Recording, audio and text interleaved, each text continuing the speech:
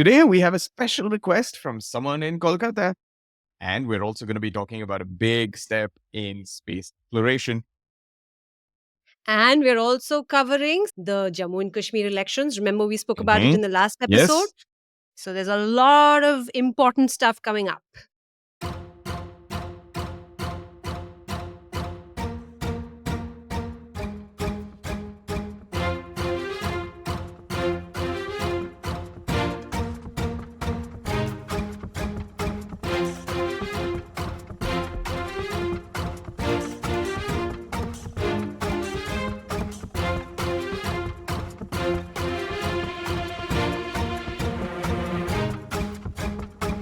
Hi, I'm Kiran, and welcome to Takaro once again. This is the podcast where we break down the news of today for you. And I am Deepkanya. Thank you so much for joining us. In this episode, we're going to do one explainer, one news update, and one science story. That's a cool way to break it down. So, I started by saying there was this special request from Kolkata, from Aiza Uberoi, a little girl from Kolkata who wanted to understand one nation, one election. And so a big shout out to Aiza. Thank you so much for listening and for giving us this topic to cover. Lots of debate on whether, it's the right way to go or not. And let's try and peel that onion to understand it a little bit more. One nation, one election. This is something that has been in the works for a while. There's been a lot of debate, a lot of conversations. But the idea basically is that the government of India wants the whole country to have both general elections, which is where we elect members to the Lok Sabha, to run the government, to run the country, as well as state assembly elections, which is where we choose people who will run the state. So, for example, Andhra Pradesh, Telangana, Karnataka, Delhi, West Bengal will have their own elections and they choose people who will run the state. And even local body elections, right? So the smaller elections, the panchayat elections, all of these, they want them to take place around the same time, maybe within the same year. So now, if you think about India, we have 28 states and 8 union territories. It is the largest democracy in the world, most number of people voting for the elections. And when we talk about holding these elections, it is a billion people who come to vote, right? And if it's for the Lok Sabha, which is where you elect your people to the national level, that's where we have the prime minister and his or her cabinet. You actually have a billion people who will come together to vote for that one election. But when you break it down into each state, then you're voting for your particular state's chief minister and his or her cabinet for that particular state, right? And that's where it gets a little confusing. That's where it gets a little tough. That's right. And this has happened before, though. India, when we got independence at first, we did have a few general elections and legislative assembly, or rather the state elections happening simultaneously. But this kind of stopped working because, sometimes the government has to get dissolved because of various hmm reasons. So then they have to hold elections earlier than usual. So they can't do their entire 5-year term. So because of that, things started getting moved around a lot, and this whole thing of these elections happening at the same time stopped working out. So India is trying to do this, bring this back again after all those years, because and there are many reasons for it. But before we go into why people are saying this is maybe a good idea, let's talk about some other countries where simultaneous elections take place. When we say simultaneous, basically we're saying around the same time, right? hmm Kiran, want to guess which other countries hold simultaneous elections? Maybe Sweden is one of them. Very good. Sweden is actually a case study in terms of how they hold elections at around the same time for different bodies. The other countries are Nepal, which is a neighbor. Then there's South Africa and Belgium. Wow. Yeah. So this is happening in other parts of the world.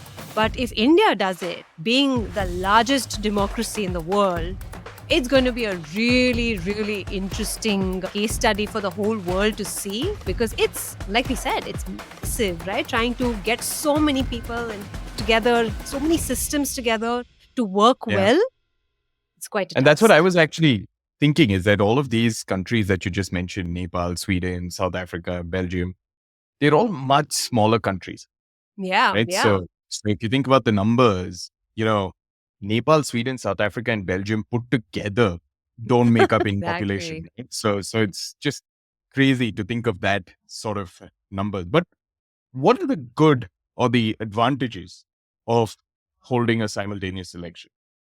Well, for one, they're saying it's going to save a lot of public money, right? Every election, there's so much money that gets spent on campaigning, on getting things together, on just organizing the elections, finding out where the elections are going to be held, getting volunteers to come and work. Like, there's a Right. lot of work that goes into it. So, you'll end up saving a lot of money and time and effort I if see. you try and do everything around the same time. And then again, security, right? Because during elections, you need a lot of security so that nothing goes wrong. There's no tampering, there's no cheating. So making sure all of that happens around the same time again saves a lot of effort. And I think these are good reasons. But then the other thing is when elections happen, now I'm sure you have seen it, right? You see a lot of campaigning going on. So when Yep. ministers and when, these political representatives, candidates, they want you to vote for them, they will have to go out there. You'll see posters everywhere. I'm sure you've seen them every time you've stepped out of the Oh, house. always. Lots. Yeah, Yeah. life-size posters and like flags and pennants, and it's a big circus out there when elections are coming up, right? And again, when you're doing all of this, a lot of these leaders go into permanent campaign mode, which means when is the real work happening, right? If you're so Yeah. busy asking people to vote for you, is work really going to get done? So that's also one of the things, they're saying that if we limit it, then maybe the rest of the year we can focus on real matters. And Yeah. one last reason that came Mhm. up, which is also interesting, that before every election, there is something called the Model Code of Conduct, which is put into place. Now, this basically is around 45 to 60 days before the elections, where nothing new can be announced by, if it's a state level election, nothing new can be announced in that state, no new projects, no new policies, nothing, right? Yep. Because they feel that that will be an It'll be undue used as an advantage. advantage. Yeah, as an advantage Exactly. for the elections. Yeah. Yeah, yeah. So if you have these 45 to 60 day period where you can't do anything or get any work done, I mean, again, and this is happening again and again through these 5 years, then it just doesn't work out. Those make sense. All of those make sense. But there's also the other side, right? So I think the biggest concern is that India is such a complicated country Yeah. that we have all of those various states and we have a prime minister, right? Now, there are some things that the state takes control of, some policies, decisions where the state takes the power and makes those decisions for the state. Yep. Because West Bengal is very different from Karnataka, is very different from Bihar, is very different from every other state. So you need to have that. And at the same time, you also need to have a national prime minister so that he or she can make sure that the entire country, there are policies and legislations and all of that made for that particular country. Right? So it's extremely complicated. And when you combine both these elections, suddenly, who do you think of when you're voting? Are you thinking Mm. of your state or are you thinking of the national perspective? And then it also becomes challenging because in the state, you may have one party, Hmm. and at the national level, you may have another party. So, how do you actually figure out who to vote for? That is Yeah. extremely challenging, right? Yeah, it is tough. And that's exactly what the opposition parties have been fighting, because they're saying, so, India has what they call a federal system, exactly what you Mhm. explained just now, Kiran. You have a central government and Yeah. you have state governments who decide how to run their respective states. Now, if we change this and go into this one nation, one election model, then this federal system gets affected. And then the other thing is, there are so many in your state, there's so many smaller regional parties that do not have the power and the clout of your, larger political parties. Then how do they compete? Like you said, the Exactly. attention will be completely taken away by the bigger parties. and then puts everyone else at a significant disadvantage. The other important thing to note is, elections are a great way for the people of a country to give feedback to their leaders, right? Are they doing a good Yep. job? Are they not doing a good job? Now, if you're going to have simultaneous elections happening, and then you have both the state government as well as the central government staying for 5 years, when is that feedback system going to kick into place? Ooh, that's a good one. So there's a lot of interconnectedness. Putting something like this into place will require a lot of changes at the policy level, right? Like you said, Yeah. it's It'll complicated, but it's it'll have to change interesting. the constitution as well, right? There would be Yes. changes from a constitution perspective as well. Yeah. Yeah. So, some people are saying there's a good middle ground to this entire issue, which means maybe we can just split it up a little bit where you have the Lok Sabha elections in one cycle and then have the state elections all together in Mm. another cycle in 2.5 years, right? So Interesting. that's one way of, making sure this happens. But yeah, it's interesting to watch and see where this goes. Moving on, if you heard our previous episode, we explained how the Jammu and Kashmir elections were taking place and why it's such a big deal. It's the first election since it became a union territory and Article 370 was removed, and everyone was looking forward to see what the result was. But no surprises, the National Conference and Congress Alliance, they basically won, and Omar Abdullah, who has been a chief minister of Jammu and Kashmir before, he was rechristened the chief minister of Jammu and Kashmir. That's right. And like you said, his second stint, he's come back again as chief minister. But there are still certain things that they're working out because, like we said, it's the first time since Article 370 was removed. To find out more about that, go back to our previous episode. We've explained it in detail so you can understand Ooh, good one. exactly what it means. But yeah, so that's what's happening. Interesting fact over here. Did you know that Omar Abdullah's father was also a chief minister of Jammu and Kashmir? What's his Yeah, name? Farooq Kimran, Abdullah. quickly. Well done. Yes, that's right. So yeah, that's the latest from the elections in Jammu and Kashmir. We also had elections results in Haryana where the BJP Mhm. won. Yes, Interestingly, do you remember another very interesting person that we have discussed, a sports person that we've discussed on one of our previous episodes? maybe a wrestler. Yes, that's right. A wrestler called Vinesh Fogart. She's gone into politics and she actually won. If you want to know more about that, let us know and we will do an episode to explain what happened in Haryana. Now, this I am extremely excited about because when it comes to science and space and technology, I love it.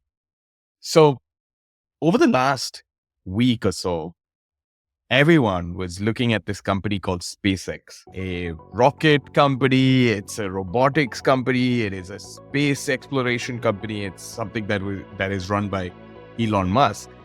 And what actually happened is, for the first time ever, they shot a rocket booster out.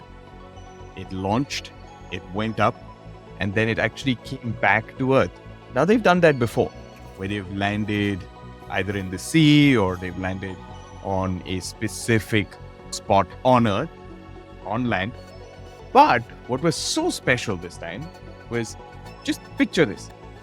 When you see a rocket taking off, there's always something that's holding the rocket till the rocket blasts off.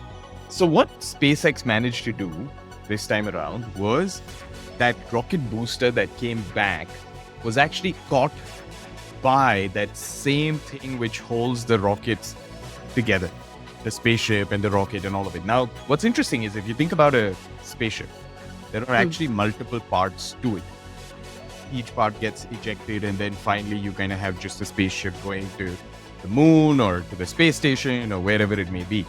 So the first part is actually called the boosters. What the booster does is very simple.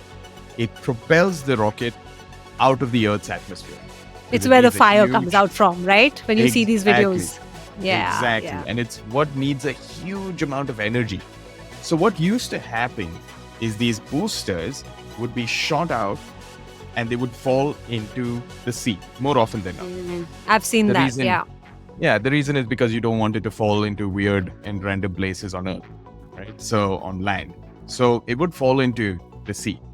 Now, you would have a team who would go out into the ocean, dive, get the booster back out, refurbish it, which means clean it up and, redo all the parts which are maybe need that Yeah. work, whatever it is, and then have to set it up once again for the next launch. Yeah. And there have been cases where, you can't even reuse it because it's just like Yeah. not, Yeah. in any Yeah, in some stage to be cases, salvaged. exactly.